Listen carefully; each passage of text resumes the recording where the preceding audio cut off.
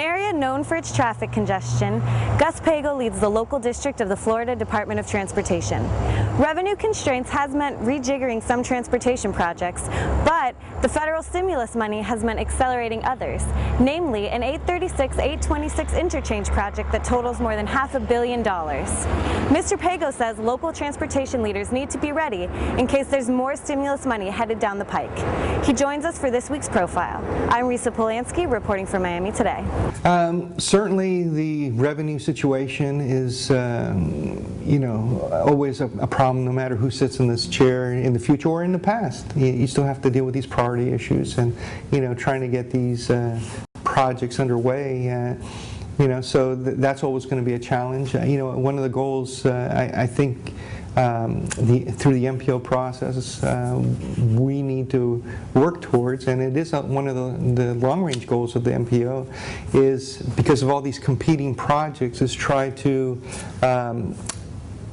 put a benefit cost to every project, okay, so that you can help rationalize the priority, so you can make sure those investments create the biggest benefit, okay?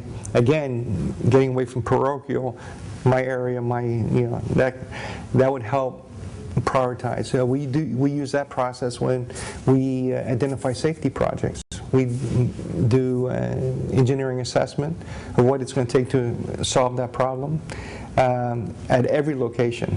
We study hundreds of locations, and then based on how much it's going to cost to fix the problem, how we can reduce property damage, how can we save lives, all these are quantified to help us say, this is the project we need to do first.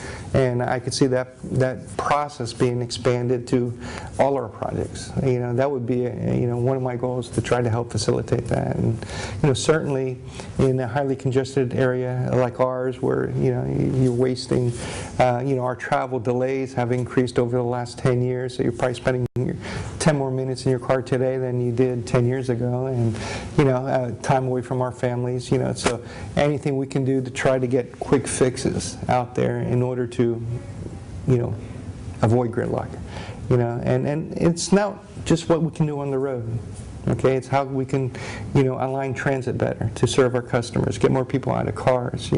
How can we work with employers to stagger work hours in order that the peak hour is spread out longer, okay, so that the roads are not as congested, and so people can move instead of being in gridlock.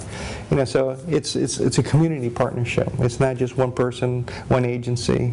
In order to make things better, we all have to work together in order to, implement and improve our community.